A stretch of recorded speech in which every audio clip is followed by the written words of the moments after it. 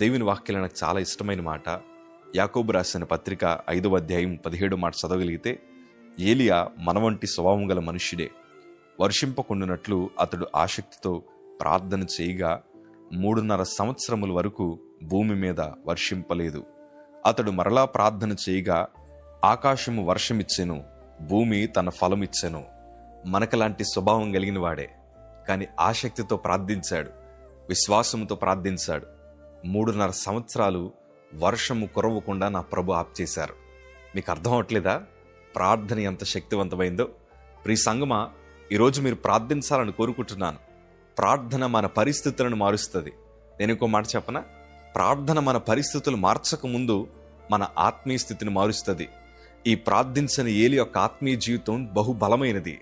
అతడు విశ్వాసముతో ప్రార్థన చేశాడు. ఏ పరిస్థితి మధ్యనున్నా మనం ప్రార్థించగా ఆ ప్రార్థనకి దేవుడు జవాబు దయచేస్తారు. కాకపోతే ఎలా ప్రార్థించాలో తెలుసా? విశ్వాసముతో ప్రార్థించాలి, ఆసక్తితో ప్రార్థించాలి.